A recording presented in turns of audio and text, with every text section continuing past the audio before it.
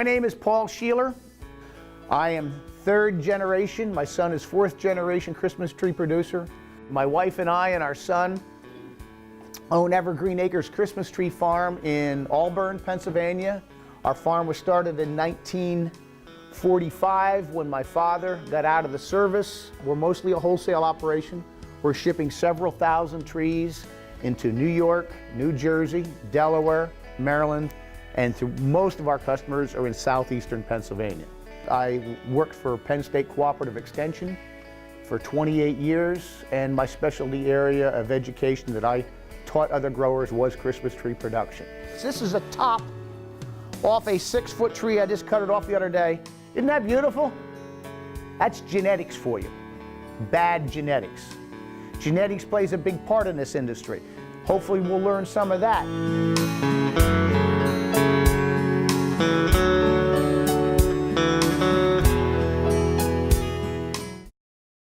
Base your selection on strong market demand. We're talking about species now.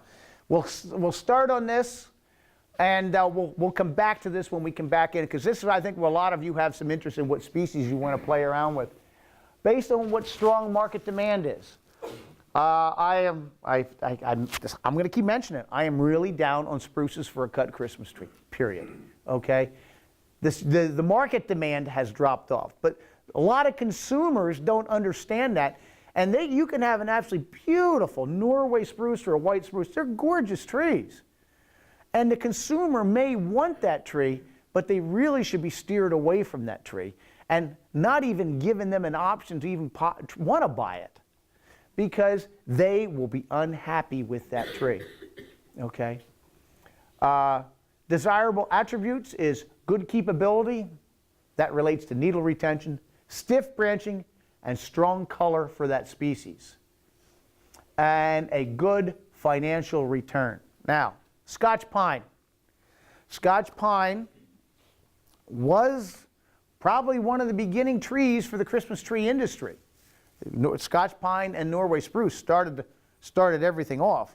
Further north you went, you had balsam. Not a bad tree. I think the Scotch pine is all right. But over the years, as other firs have come along, it has fallen by the wayside. And the more Scotch pine we have, we start getting a buildup of pests. Scotch pine get 37 different diseases and insects, all of which at one time or another should be controlled, making the growing of Scotch pine more costly than the return on a large-scale basis. Now, if you're a new grower and you put in a few Scotch pine, you'll be very successful, because you're not going to necessarily have the buildup of pests in your area, unless there are overgrown stands of Scotch pine or Austrian pine or something nearby. But it does not have a strong market demand anymore. And I can bring a Douglas and a Fraser on in another year or two more than a Scotch pine, and I get 2 to 3 times the money for them. Okay? So it goes back to market demand. It's not a strong demand, but there is some out there for it. It's desirable attributes. It has reasonable keepability. Depending on the seed source, you get a Scotch pine. You can get yellow ones, you can get green ones, you can get blue ones. Yellow ones have to be avoided. So you need, the strong color for the species, but they do not have the strong financial return. Okay, go ahead. Okay. Just because you want to produce a certain species doesn't mean you can produce it on any given site. It is important to match the species to the site. Failure to do so will lead to disappointing results. Okay. I guess the best thing I could do, I'll go on to the next slide. I'm trying to think how I want to handle this. We'll discuss some of these. Why don't we just discuss some of these pictures here? Okay, Fraser fir, strong market demand. Good, stiff branching as far as holding ornaments compared to something like a white pine. Okay, strong acceptability by the consumer. Reasonable rate of growth. Good needle retention. It has everything going for it, but very, very finicky as to the site. Northeast facing slopes are preferred with deep, fertile, well-drained soils. If you got that, oh, and lack of deer. And lack of deer. If you have those, then I would be highly recommending planting Frasers. Okay? The balsam fir, I'm not as familiar with balsam as some of you are probably in here. I don't raise balsam. I have a few, but it's not a tree that we grow down where I'm at because we're a little bit too warm for balsam. We're at that marginal point for Fraser. But balsam fir, I think they're a pretty tree. I think you can raise a nice balsam. I think they have decent. A pretty balsam will have good market demand. They have their own disease and insect problems. They're fairly site adaptable. Nothing likes wet feet. Any place you can grow a Fraser, you can raise a balsam. But if that's the case, why do I want to raise a balsam? I would rather be raising a Fraser. But it is an option, and it would be nice to have a choice for your customer, several different species for your customers to choose from. Go ahead. Concolor fir and Canaan fir. Again, all of these have good, strong market demand. The only thing that worries me a little bit about the Canaan is it can have questionable keepability. I do not like the Canaan for a wholesale tree if we have to be cutting that the week of or the week before Thanksgiving for a wholesale shipment. I think we're pushing the maximum limits of that tree as far as keepability goes. And but for a choose and cut tree, I think it's a good choice. And if there is anything that could tolerate the slightest bit of excess moisture in the soil, would be Canaan. But again, there's a difference between thriving and surviving. The concolor fir, I can just go real back over there. The concolor fir, that'll take your hottest, driest, nastiest sites, and they like it. They like it. They don't make a real good landscaping tree because the reason why they like those hot, dry sites is because they put a taproot down to China, okay? And so they don't dig well as a landscape tree because you try to, as the spade lifts up on them, it just strips the spade right around the tree because that taproot goes all the way down. Real good. But that's why they can take those hot, dry sites. Good return on all these trees. I don't know what else I can say for them. Each one of these trees has their own pest problems. I guess maybe we should be touching on those. Do you want me to go over some of the pest issues with some of these? Go, huh? Just have a couple minutes. Okay. Well, I'll talk about these after our break. Let's go back, and I'll talk about some of the pest issues on the other ones, if you want to talk pest issues. Fraser fir, a couple key pests on Fraser are balsam twig aphid, balsam woolly adelgid, which is not that big of a deal. We had a talk on that yesterday over in the other room there. And a big one is spider mites. Spider mites. They will seek them out like heat-seeking missiles, and you will have a spider mite infestation in them, all of which have to be controlled. And anything that Frasers get, balsam will get. Spider mites, twig aphid, balsam woolly adelgid. Just a side note, I don't know if anybody's aware of it, the native stands of Fraser fir are almost non-existent. You know they've almost all dead. In the Smoky Mountains, it's very difficult to find native stands of Fraser fir because they have been annihilated by the balsam woolly adelgid. The Fraser fir, the seed that we are getting now, are coming out of commercial stands and seed orchards because the population of the balsam woolly adelgid has killed a high percentage of the wild stands of Fraser fir in their native Smoky Mountain region down there. Okay, next. Go back here. Concolor fir, I'll tell you what, if there is a tree that doesn't have a lot of pest problems, a lot of beasts that attack it, it's a concolor. It will get balsam twig aphid in the spring, but it's a funny thing, it curls and twists and gnarls up the needles, but they grow out of it. Okay? It'll stunt their growth, the twig aphid will, but if you didn't spray it, you could almost get by with it. Okay? The worst infestation of spider mites I ever saw was on concolor. But with that said, I have never had spider mite problems on my concolor. That was when I was working as an extension agent.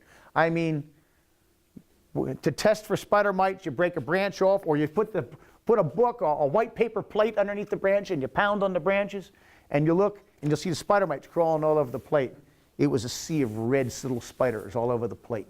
It was unbelievable, and that was on concolor. But I have never had that kind of issue. Not that it say it can't happen. That tree doesn't have a lot of problems. It's a nice tree to consider. And then Canaan fir you would put together with your Fraser and balsam as far as the pests. Same. Next. Douglas fir. Many growers are shying away from the Douglas fir because of mainly needle cast issues. I'm not afraid of the needle cast because I feel I can control it. I have been controlling it for years. It's just a matter of having the right spray equipment and the proper timing and the right materials, and it can be done. It's a good tree. It has a reasonably strong market demand. The market demand is waning a little bit on it as more and more people are producing the true firs, your Fraser, your balsam, Canans. It's fallen by the wayside just a little bit. But the big problem with it is the pest issues, and that's the needle cast, Rob Decline and Swiss. Yeah? Do you just keep spraying for that every year regardless? Regardless. You know, I know we are supposed to be thinking IPM. We spray when we need to spray.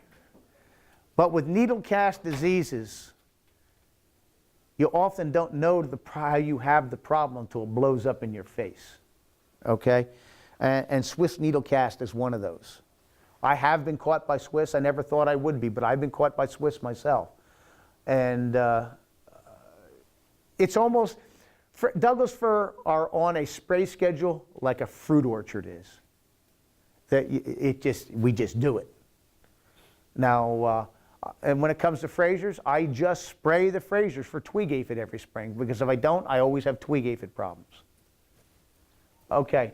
Yeah? The Douglas, I've seen apical dominance problems where it doesn't develop a strong central leader, and I don't know if that's a fertility issue or is that something? Could it be a shearing issue as to when were they sheared? Winter or summer? What's that? Winter or summer? Oh, no, it'd be early spring, early summer. Summer? Dealing with the leaders and then finishing them. And the reason why I asked that question, because summer shearing on any species is best. Because you make your cut, your hormones develop in those buds, and it should give you a strong leader. I was getting at there, winter shearing can sometimes do that with Douglas because they want to throw multiple leaders because you have uneven hormones in those lead buds. Yeah. But these trees were summer sheared. Yeah, and I just can't get them to... You're not talking leader dieback, are you? Douglas are very prone to leader dieback. Well, there's some of that. There's some. And I don't know what it is. I just don't know what it is. For the longest time, I was assuming it was from, and there is some correlation between shearing Douglas like in October. Okay? And I saw more cases of winter terminal dieback from trees sheared in October. The other thing is winter shearing on Douglas fir, which is I do tons of it. Thousands I do in the wintertime. I've had incidents already. You make a cut on an extremely cold day and you're not getting bleeding, sap oozing from the wound. It doesn't seal the wound and you'll get leader dieback because the cold goes down there and kills back several buds back. You can get some of that from winter shearing on cold days. If you're going to winter shear, you should have enough warmth that you're getting some sap flow. You get an ooze of sap on the tip there within an hour or so. I really can't answer your question. You handpick the individual buds that you leave for the top. That helps a lot. Yes, it does. Yeah. The bud. Yes, it does. I do that. What he's talking about, when you're shearing a Douglas fir and you've made a cut, you made your cut about 1/4 to a 1/2 inch above a bud, and that bud's the bud you're hoping to hook up for next year as your leader. If you go below that bud 2 or 3 buds and snuff them out, pinch them out, so no hormones go into those lower buds. All the hormones go into your lead bud and has a tendency to hooking stronger. That's what you're saying. Well, not only that, but pick a bud that's more upright. I might Well, yeah. where I cut. Oh, wait, he's talking about the angle shape of the bud. Yeah. Pick a bud that's more upright. But I also snuff buds out below there to put more apical dominance into that leader. That's what the problem is all the competition, so that makes sense. Yeah. Yep, you're removing that competition because all of this is done by hormones. And that hormones cause that apical dominance to pull up. You remove that, those other competing buds, and you'll get a much stronger leader. All right. Okay, it's 20 after. One more. I want to get the pines. Scotch pine and white pine. I think there's some market there, but don't load yourself up with them. White pine's a good landscaping tree, but they're a very difficult tree to decorate if anybody's had to decorate. They're too soft and lacy. They can't tolerate any kind of weight in the way of ornaments, so on and so forth. And Scotch pine, 37 different diseases and insects. I'm not even going to get into them. White pine, your biggest nemesis there is white pine weevil. It takes out your leader. That's your biggest problem there. Why don't we hold it off there? Pines produce a shoot and they bud on the tip. A fir and spruce, they have a shoot. They have buds on the tip, but they have buds all up and down the shoot. So if I cut this here, no matter what time of year, the next bud below that cut becomes the dominant bud to grow out. Whereas on a pine, if I cut this time of year and make a cut here, that stump dies all the way back because there is no buds there to come out. So all of your pines have to be pruned in June and July. And if you're silly enough to plant a southwestern white pine, they're kind of a neat tree. I think they have more novelty as far as a landscape tree, but a southwestern white pine, you ought to be thinking about pruning those things on Memorial Day. Because that tree, if you prune them much later than that, they will not put a nice bud set on. Okay. Norway spruce. Again, I recommend them for a cut Christmas tree. I wish we could. They are a beautiful tree. Great growth rates, not a lot of disease and insect issues, but they don't hold their needles for the consumer. We're trying to please the consumer. Let's not chase them to the artificial tree. Okay?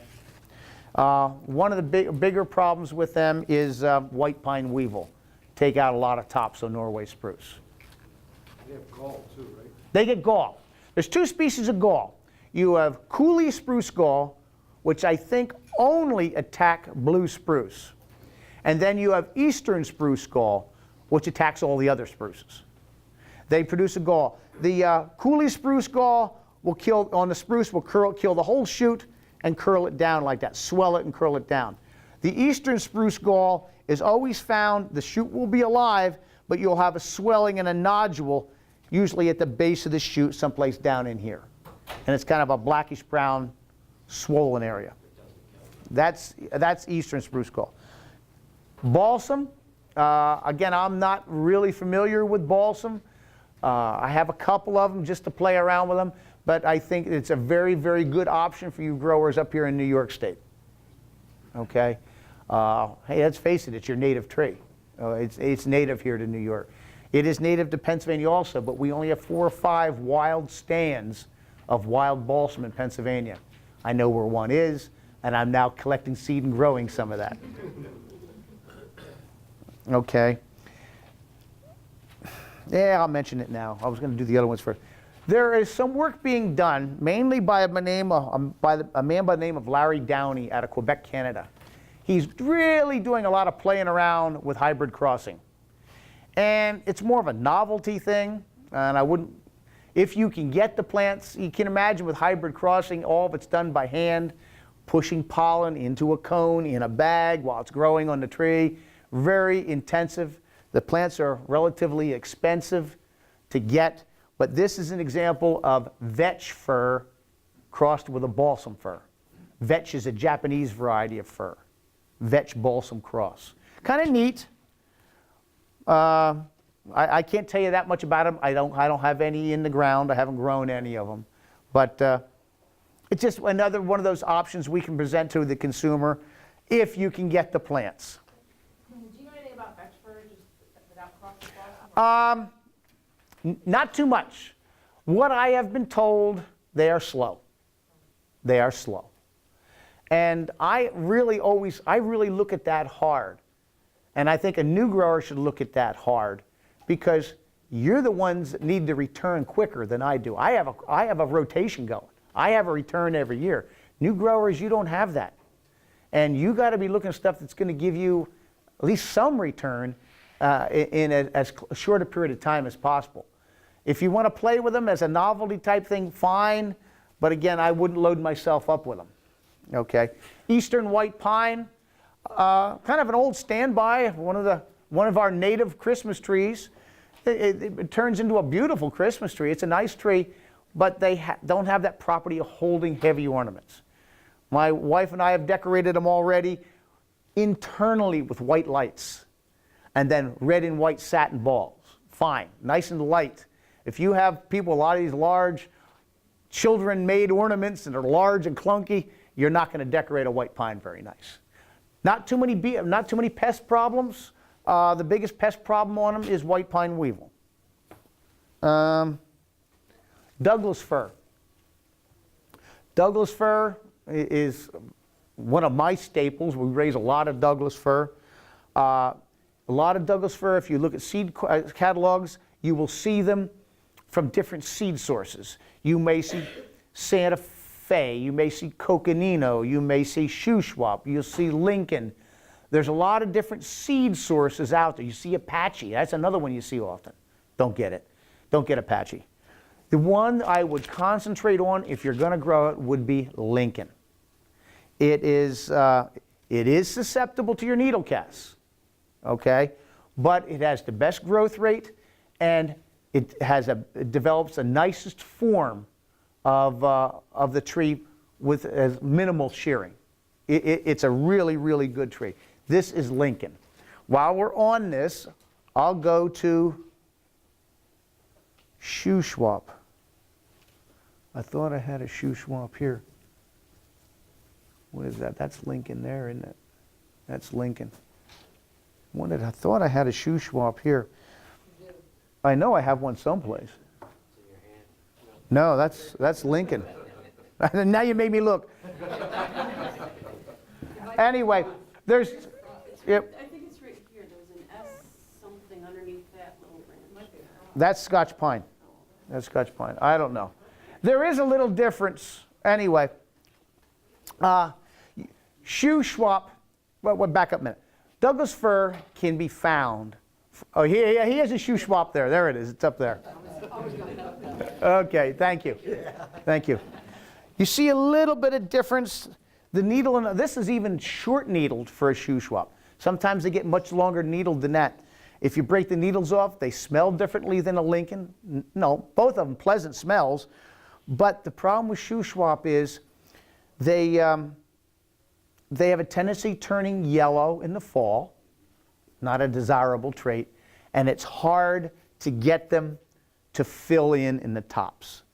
Whether you realize or not, you sell a tree from a top down. Watch a consumer. They walk up to a tree and they come down the tree. You sell a tree from the top down. So if you don't have good top density in your tree, that makes people move on to the next tree. And the Shuswap is one of those trees that is hard to get top density into. And like I said, they're off color. The Lincoln, on the other hand, will develop good crown density, very rapid growers. One caution when you're dealing with Douglas fir, be careful with the fertilizer. You can really mess them up with fertilizer. They love it. They love it to a point where they start growing all wild and crazy. And you think, wow, they're really growing. But what happens? Now you got to think about this. When you have a wild and crazy growth on them, your buds, your strongest buds on any branch are out near the tip, the end 2 or 3 inches, okay? You have all that wild, crazy growth off. Now you come along and you shear it. What buds are you taking off? Your good, strong buds. Then you're left with little tiny buds down near the base here that don't develop very well. You end up with trees with a lot of multiple leaders because everything wants to pull up. There's nothing dominant. So you really can mess Douglas fir up with fertilizer.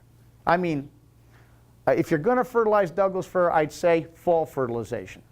Now, the first year or 2 in the field, you decide to fertilize, hey, no problem. But we start getting a little bit bigger, you will develop issues when you start over-fertilizing Douglas fir. Okay. The Lincoln variety, and I wouldn't recommend many of the other varieties. And you have the Apache. Oh, what a beautiful color. It's almost, I've seen Apache as blue as almost a Colorado blue spruce. But they are gnarly, woody up on top. You just can't get anything to develop in them, okay? But you often see them in seed catalogs. If you're going to buy Douglas fir, I would stick with the Lincoln, okay? Concolor fir, there are a lot of, several different seed sources of concolor. Now, I don't have the data in front of me. Dr. Rick Bates, who is here at, at this meeting today, he's done some research studies on keepability of concolor fir, of needle retention. There are some of the seed sources that are horrible. And one of those might be the Rio Grande. There's 2 that I would recommend. It would be Santa Fe and is it Coca? Hang on a second. I may have to get back to you on that. Santa Fe is definitely the one. Cibola. Cibola. With an S or a C. What's that? Start with S or C. C. Cibola. Rio Grande is bad? Rio Grande is bad. But Cibola and Santa Fe are very good. Plus, they have good bluer color. There's another one out there that's very bad, and it's Lincoln. We love the Lincoln Douglas fir. We hate the Lincoln concolor fir. The Lincoln concolor fir is bright green like this. Long needle, shiny needles that rain needles when you get them in the house. Okay? So you see varieties with more cupped with white fir, or white, yeah, the white. Well, that's white fir. Concolor's white fir. So, but they cup up a lot more. Is that variety or is that culture? I'd probably say it's probably more variety. I would think. I don't know. They make a way better read. Yeah, I don't know. I can't answer that question. I don't know. And then what do I have here? Oh, this is Fraser. That's what this is here. Perhaps the most popular Christmas tree nowadays is Fraser. Deep, fertile, well-drained soils. If you have an option of putting one on northeast facing slopes, you'll do a lot better. The cooler they like, the more cool you can keep them, the better they like it. One area where I've been successful growing them is with a stand of woods to the south side. That in the summertime, there is shading from the woods. And now you don't want a lot of shading, but maybe shading till maybe 9 or 10 o'clock in the morning. Just enough to keep that soil a few more degrees cooler. They will respond very well to that. Now, they don't like shade, but that little bit of shade to keep, it's the cool that they like. It's the cool. What do we have here? Serbian spruce. Another spruce I wouldn't recommend much for a Christmas tree. There are some being produced for Christmas trees. It's kind of a pretty tree. As they get bigger, they have a tendency of weeping. They make a beautiful landscape tree. They weep a little bit. But I would not recommend them. And I'm mentioning these because you will see them in nursery catalogs. And the nursery companies will say, makes a fabulous Christmas tree. But they don't tell you it drops its needles. Okay? Then what do we got here? Korean fir. really a neat tree. And what I've been finding as I'm playing around with it, they will adapt to pretty hot, dry sites too. They seem to do them well on it. But they have one cultural problem, and that is, as they're growing, you can be shearing them up, but as soon as they start getting a bigger leader on, and you come along and you cut that leader to control the height of the top, they lose all apical dominance, and they go boom, sideways. They don't want to go back up. They get, you know what a mugo pine looks like, a landscaping mugo pine, a low-growing mugo? That's what they get like on top. They go all over the place on top and don't want to go. That? What's that? Even if you restore the central leader, it still does? You can try to tie them up, but they're never quite right. Now, experiments going on now that we're playing around with is early shearing. If we can get those, we're finding a little bit with that. If we cut that leader, and we don't have to do the rest of the tree. If we walk through a field of Korean fir and we cut those leaders, just the leader, above a bud in, say, mid to late June. Even before they're done growing, they're very soft and succulent. There's enough activity in that plant that the hormones are flowing, and they will isolate them up on that upper bud. And that bud has a tendency of starting to hook and may even break a second growth that season. Now, you wouldn't ever cut it again, that year. But it seems that real early shearing is turning some of these Korean around. Again, beautiful. You want beautiful wreath foliage. I mean, that's neat. But, and that's the problem with them, is the shearing, until we have that mastered. Another one of the hybrid crosses, a Fraser balsam cross. It was thought that they would develop this thing because balsam may be a little bit more tolerant to wetter sites than Fraser is. They thought they might get the attributes of both. I have not found it to that. And if I can raise Frasers, I'm not going to mess around raising this. And it doesn't look any different than a Fraser. Or you will see some that look like balsams. You'll see a little bit of both parents coming through sometimes.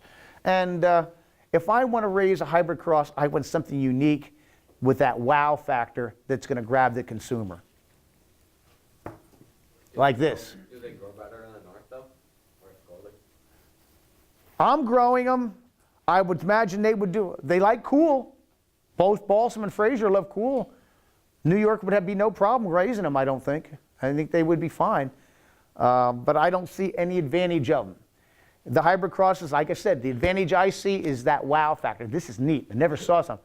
This looks like a balsam or a Fraser. It's just a hybrid cross. Nordman, native to the Republic of Georgia in the old Soviet Union. Nice deep dark foliage. Now this foliage has been fertilizer enhanced. This last September got a shot of ammonium sulfate. It was for show trees and bringing out that deep green color. Normally they're about this color. You see the difference what a little fertilizer will do at the right time? But it's a nice tree. Again, it's in one of those trees we're still having trouble getting the upper crown density in. And I'm playing around with trying to keep a little bit shorter leaders, giving more time for that upper crown to fill in. It's a trial and error thing. You're still learning as we go. A lot of pest problems with Nordman? The only problems, that's a good point. I haven't seen any pests on the Korean. That's not to say they don't exist. I haven't seen any pests. The balsam Fraser cross would be whatever hits balsam and Fraser was going to hit these. The Nordman, the only thing I have found on Nordman to date, and these things will probably change, has been some of the scales. Maybe elongated hemlock scale or cryptomeria scale. Okay, have seen some of that. Okay, that's our Douglas fir. There's that shoe swap Douglas. I knew it was up here on the table. Okay, Canaan fir. Okay, the Canaan fir is nothing more than a southern balsam, native to West Virginia. One of the growth factors I don't like about it, it's very prone to back-growing branches. It'll do this. it'll throw a branch back in on itself, okay? And it makes it look very unsightly. You see how that, it just grabs on. You see how this habit here and this habit here, okay? But much more exaggerated, growing back in on the tree. This will grow back in on the tree. And to make them look eye appealing, there's a lot of hand trimming to clean that up. That is the one cultural fact I don't like about Canans. And their keepability is a little on the marginal side for that real early market. Choose and cut through the month of December, I think it's a winner. I really do. And rapid growers, they do like their fertilizer too, though. Don't be afraid to fertilize them or any of the true firs. This is one I have mixed emotions about. This is grand fir. They're native to Idaho. Reminds me of a Japanese yew, kind of the flat needle structure of a yew, but relatively slow grower. One thing I've never grown any, but one thing I've noticed from working at our Pennsylvania State Farm Show, some people have brought them in as competition trees, and our trees are exhibited at the farm show dry. They don't get water. So the tree is there all week long, and we've noticed that this tree dries out extremely fast. Extremely fast. It doesn't drop needles, but it dries. Okay, that's your grand fir. This is that tree that I feel gives me the wow factor. This is your Korean corkbark cross. This is corkbark fir. See the blue color? This is Korean fir. This is Korean corkbark. Okay? You kind of get the blue color of the corkbark. But interesting thing is, what did I say was the bad part about Korean? The tops. Do you see the kind of top growth you get on a corkbark? He knows what he wants to do. And when you cross them, that cross gets this attribute. Okay? Are there seeds easy to get? No. The only person I know of has them is that Larry Downey out of Quebec, Canada. They grow more like a cork bark? Like as far as Oh yeah, they have good growth rates. Yeah, they have a good growth rate. they have a decent growth rate because Korean has a very decent growth rate. Yeah, and I didn't have this one up on the table, but that is corkbark fir. Very, very, very slow. Does the deer like them? There's not much they don't like. Most of the true firs, they hammer them pretty hard. I can't think of a true fir that they don't hammer. And the harder the winter, the higher the deer herd, the more the problem. That one field that you showed on a slide earlier today, you said it was fenced in, but then you also said something about a solar thing, so would you have like an electric fence going around? Okay, all of my fences are electric. All of them are electric. The best charger, of course, is AC, alternating current you would plug into a receptacle. Some of the farms, some of the fields I have no access to AC power. So I have to go to a solar charger, okay, a solar fence charger that's made just for that, for remote areas. The thing is, the best day a solar charger ever had is about 4,500 volts, okay? And that's marginal for deer. You need a little bit more than that to teach them a lesson. But it has been effective for me. Every one of those fields I wouldn't have those fields there if I didn't have the deer fence. I would not have Frasers in those fences. And today I will not grow a Fraser without a fence, period. Or any of the exotics. Question? How high do you go? 5 foot. That's it? That's it? I said this to a couple of other people. You got to get into the head of a deer, okay? A deer walks into a woven wire fence, and he says, I can't get through that. I have to go over it. And they jump over the fence. Now, a deer walks up into an electric fence with the high tensile wire 8 to 10 inches apart. And he says, I can slip through those wires. And he dives right on through or starts crawling through. I've seen deer on their bellies trying to crawl under fences. If they think they can get through it, they would much rather do that than go over. And a 5-foot fence is what's doing it for me. How many strands? 6. So essentially you're saying, hey, come on, try to crawl through it. And I mentioned it earlier, when we put a new fence up, we crimp, oh, let me back up a minute. The wires are this way. The top wire is always a ground wire. And then hot, ground, hot, ground, hot, ground, hot, hot all the way to the bottom.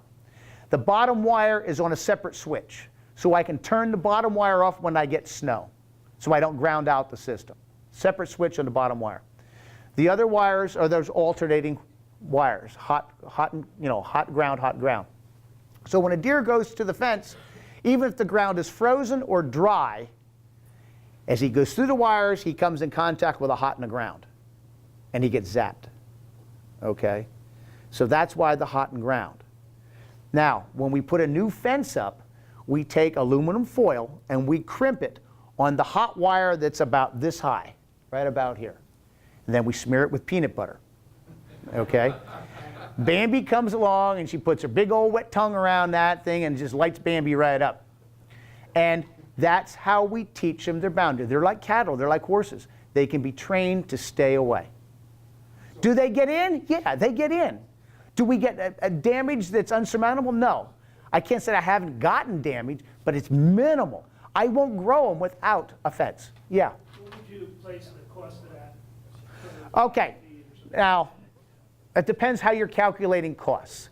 Because I have my own skid loader, and I went out and bought a $3,000 post pounder. Okay? Right, so just Now, with these materials. With that stuff, we did that 5-acre field, which you're going to be seeing again. We did a 5-acre field for about $2,000, just my son and I. And we feel in buck rubs alone, we will pay for that fence in 2 or 3 years. Just in buck rubs. Not browse, buck rubs. And that's on leased ground. Yeah. So fence first, really. Yeah. On that same farm, I raise a lot of Douglas fir, and I get a few buck rubs along the edge, and I can live with that. But when it comes to the true firs between browsing and buck rubs, and they would much rather rub a Fraser than they would a Douglas. The deer fence has been effective. Had an incident the other year. My son was out archery hunting, and he came out of the woods at night, and there were deer out in the field, and he scared them. And he heard the wires twang where a deer went through the wires, and he didn't think anything of it. A 7-point buck got into the fence. He must have gotten hammered by the fence pretty good, because now he's afraid to come back out. Now all his girlfriends, they're outside, okay? And he's trying to impress the girls. In a week, he buck rubbed 53 trees in 1 week inside that fence. So you can see the damage what one buck can do, okay? And let's just say he was removed from the gene pool. And Sharon held the spotlight. Yeah. When you say you put the bottom wire on a separate switch, what does that look like? It's a toggle. There are 2 posts like this with a toggle that goes right between the 2 of them. Any fencing supply company or store carries them. And the 2 wires come in. Oh, one more thing about the deer fence. Make sure sporadically around the deer fence you have some lightning arresters on it. What that is, it's a porcelain unit that when a large shot of electricity goes through it, it blows apart. It's almost like a fuse inside, because these fence chargers, some of the really good AC chargers, are upwards of $700 to $1,000. A really good charger. Okay. Now the solar chargers, I can pick up a decent solar charger for under $100. You keep it hot all year? It's never turned off unless we're working on the fence. They gotta know the boundary is there all the time, because they'll test it. And if there's any ditches or anything like that, they will go underneath it. Make sure that those issues, you keep those out of there. They'll find that ditch and they'll go through it. All right? Real quickly again, that was a quick one. This is an interesting one, Meyer spruce. If you want to raise a spruce, there's a decent one. Meyer spruce is native to China. Has what we have found has had very, very good needle retention. They're slower than a Colorado blue. Okay, they're slower. They're not as strong a color as a Colorado blue can be, but it's a good spruce if you're considering a spruce, is Meyer spruce. I think it's, what is it, M-E-Y-E-R? Okay. Austrian pine, that's an old timer. Stay away from it. I haven't been asked for an Austrian pine in years. Real long, coarse needles on it. Very stiff branched, but very, very prone to different needle casts. And if you get time, take a look at this one. This one is covered in Dophostroma needle cast. When you say Austrian pine, you can almost say Dophostroma in the same breath. This is your southwestern white pine. This is your eastern white pine. See the difference, slightly difference in color? Growth habits are a little different too. This is your southwestern. This is one I said has to be sheared really early. Half hour? Oh, thanks, dear. Okay, Turkish fir. Okay, another real nice, another one of the nice exotics. This is what a lot of the research projects are being, the research project, the COFIR project, is being done with the Turkish fir. I think there's a lot of market potential there for this tree once we can find out which seed sources are our most productive and are which develop into nicer trees. How's their growth rate? Not bad. It's most of these exotics, especially Nordman and Turkish, are slow to begin with. And it appears to me, and I'm still playing with them, it appears to me it takes a root system underneath them. It takes a good root system before they want to start going up. So you got to be taking care of them and you got to be feeding them because roots are going to make that plant. The first year or two, you'll get this kind of growth out of them. You're like, oh man, this is going to take forever. But once they get that root system underneath them and you're feeding them, you're looking at leader length like this once they get moving. Okay?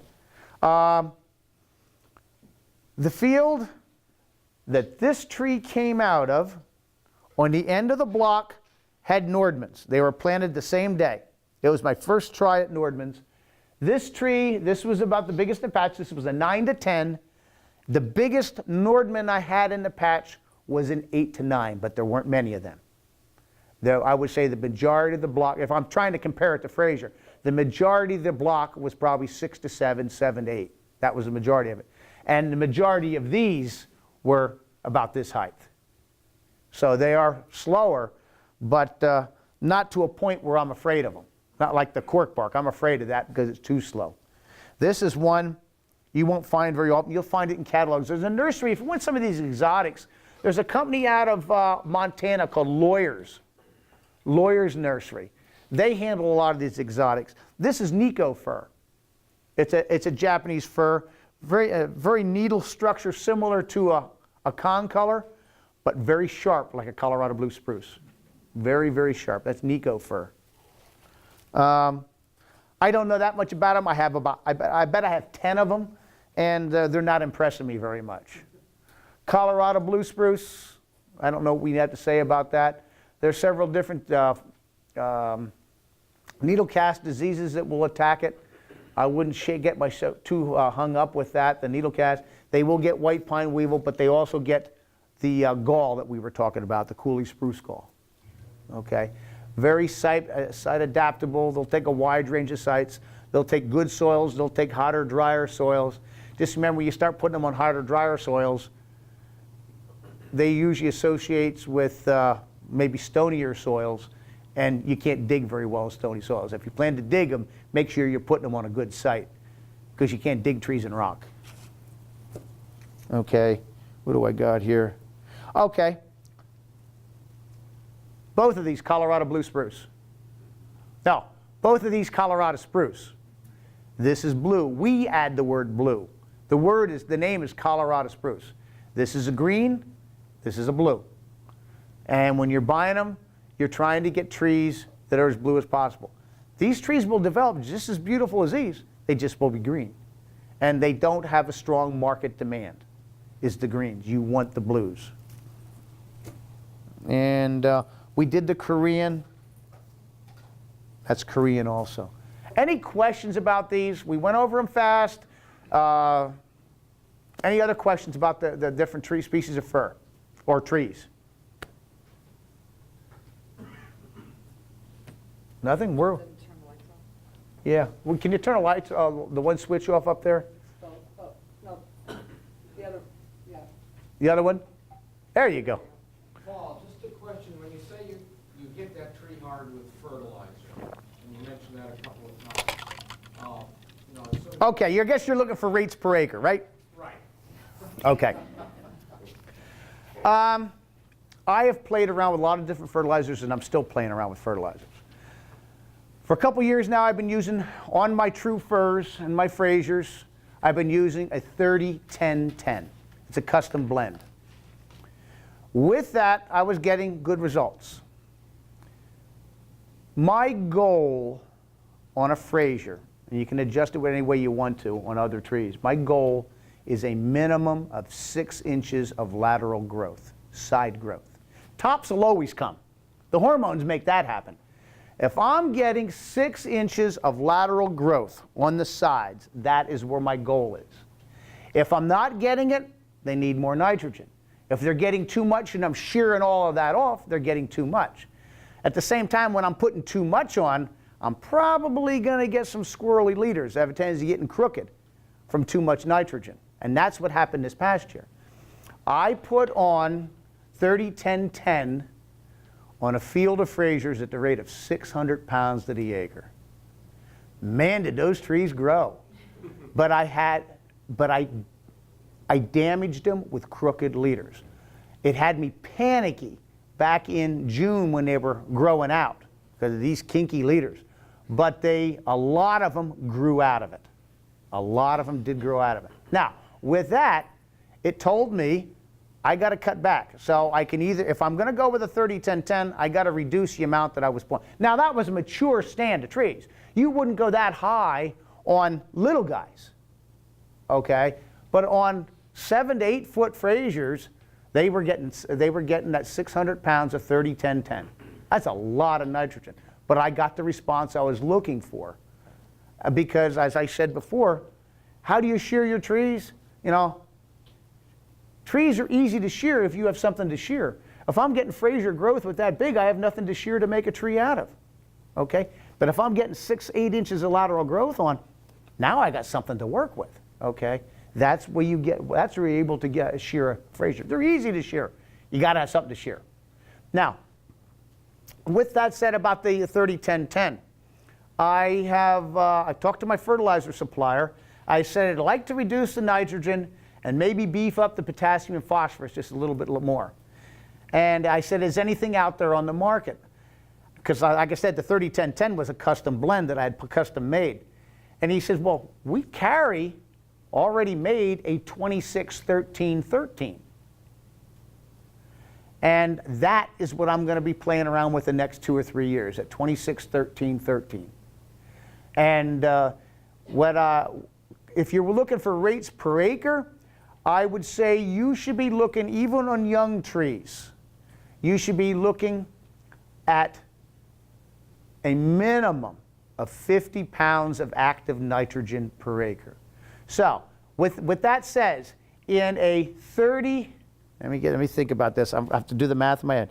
In a, let's say I'll go back to the 30-10-10, 30%. So in 100 pounds, I got 60 pounds. So I should be looking at about around 100 pounds of a 30-10-10 on young trees. On bigger trees, I want more. Per acre. Per acre. Per acre. Okay? If you're banding, so acre.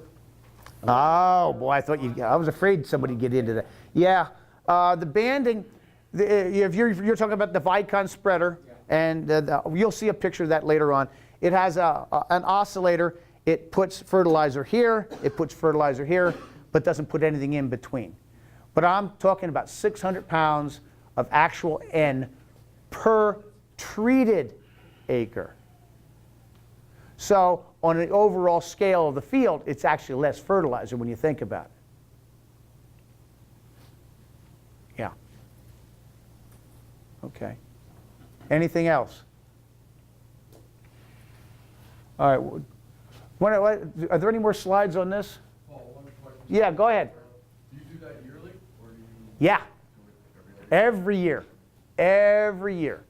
And on newly planted stuff, especially true firs, any of these true firs that we talked about here, it's not going to hurt to do them in the fall, especially the first 2 years in the field. So new growth fertilized in the fall. Yep. And fertilizing should be done, if you're going to do it in the fall, would be late August or early September. Trees will make a second root flush late in the season. And when that root flush is happening is when they're very receptive to taking up fertilizers. Yeah. You talk about true firs, is Doug fir not a fir? No, Douglas fir is not a fir. What is it? The Latin name is Pseudotsuga menzii. Pseudotsuga in Latin means false fir.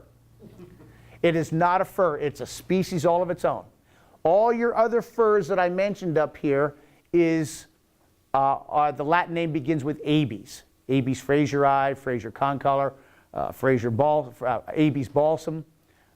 Those are, anything begins with Abies is a true fir. Okay. Abies coreana, which is Korean. Abies Bornmuller, I guess, which is Turkey. Isn't that Turkish? Abies Bornmuller? Yeah. Okay. Anything else? Any experience with planting tablets? Yes, no? I don't You don't use them? I don't use them. I feel if I get my soil nutrition up to where it belongs, when I put my first plants in the ground, that's all they need. Okay? Those tablets are an added cost. You get a very high concentration of salts in one area. And who says the roots are there anyway on a young plant?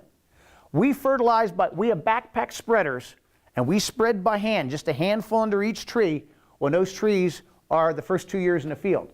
Because the Vicon spreader is putting too much fertilizer, I'm wasting too much at the cost of fertilizer. Okay? So we fertilize by hand for 2 years, and then we go to the Vicon spreader, because my roots are now getting into the chemical weed control band where my fertilizers will go down in and get, and the roots will get the greatest benefit, bang for my dollar, for the fertilizer dollar. What kind of backpack? 'Cause I'm just using It's, scale. no, it's a commercially available, it's sold by, if you look for some timber industries out west. Is there one upstairs? Who's carrying it? Fraser Knoll. Okay, Fraser Knoll has one. Yeah, I think, is it orange? Yeah. Okay, mine is orange. There's a tube that it's backpack. You have the chest strap, the belly strap, and there's a tube that comes around into a bowl, and the fertilizer flows. Every now and then you got to stop and do one of these to get it to flow, and then you go back to fertilizing. Okay. When you while I'm thinking of it, when you're fertilizing by hand, no clumps. I don't want you to see you put a whole clump of fertilizer at the base of a tree. It's a salt, it will burn that tree. I like when I throw it, it comes off my hand and it kind of rolls, and I put a stripe at the base of the tree. It's the way it rolls off my hand. No clumps. It'll burn them. Question? Yeah, so you're just doing a handful and throw? 'Cause that was Yeah. on your calculation. There is no calculations on it. Just throwing a handful underneath it. No, it's interesting you start doing that. So if you want to play around with that, you take a cat food can or a tuna fish can, which I think is 6 ounces, okay? And play around with your hand and how tightly you have to grip that to fill and how much that goes into that tuna fish can. And that's one grower taught me. He tried to teach the guys, his Mexicans are working for him, that he wanted the trees to get a tuna fish can. And the Mexicans would learn to figure out how much that would fit in their hands that would equal what would go into a tuna fish can. You never fertigate? Now, I don't fertigate for one simple reason, is because there's salts in the line. The fertilizer salts are in the line. Nah. Mice go after the salts, and then they'll chew your irrigation lines. I know a nursery that did that, and the mice, the meadow voles just devoured his irrigation lines because they were after the salt. Okay, just a couple others here. The other spruce, we went over blue spruce. This is another spruce. It's not bad. If you want to consider a spruce, if you can get it, is an Engelmann. Slow. They're slow growers. Not many pest problems. It's a decent spruce tree if you want to raise a spruce for a Christmas tree. Anything else? And then there's some of your exotics. Okay, where do we fit time-wise? About 20 minutes. Go back? Yeah. Want to go back? That one? Yeah. What's a Greek fir? I think I'm not sure if I've ever really seen one. I'm not sure I've ever really seen one. They're a little sharp, Paul. Are they? Yes. Something like a Nico? Similar, some of those crosses we got with Turkish, we got some Turkish fur that had some sharp units. I have some of those. That is similar to what Greek looks like. Okay, okay. But not as coarse as the Nico. I don't think they're, You don't think they're quite as coarse? That's Nico. That's pretty coarse needle. they're similar. Are they? All right. I thought they were pretty close to a Nico. Anything else? You're taking a picture? Go ahead. No, I wanted the ones to. Oh, what, that one? Which one? The next, what she said, the next one? Yeah. Oh, the other way, no way. That one. Oh yeah, trees to avoid. Yeah, we did. Well, I thought we discussed this pretty much. The white spruce, and Black Hill spruce, Norway spruce, Serbian spruce, Austrian pine, and black pine. You will see these advertised in catalogs and things like that, and very often say, "Make a wonderful Christmas tree," and I kind of frown on that. That's all because of needle retention. And growth habit. I think a black pine's an ugly tree. Well, I meant as far as white spruce. Yeah, yeah. In that case of needle retention, yeah, yeah. Okay, what's the next program? So Norway spruce, as far as growth rate, that's right up there at the top, correct? Growth rate. Yes. Absolutely, they're fast. So they're good for like outdoor, if you have clients that like big trees for outdoor. If that tree is going to be displayed outside, yeah, I'd buy that. A matter of fact, I had some overgrown landscaping trees, and one of my customers puts a big 12-foot tree in their yard. Last 2 years in a row, I've sold them a Norway spruce. Sold one for $850, installed it. How can you beat that? Well, I'm thinking about what the plant, and I may consider keeping them. But you understand that big tree market is fairly limited. Oh, right, couple rows. It's very, very limited, and anybody that wants to pay money for a big tree, probably they're going to be putting it inside with cathedral ceilings.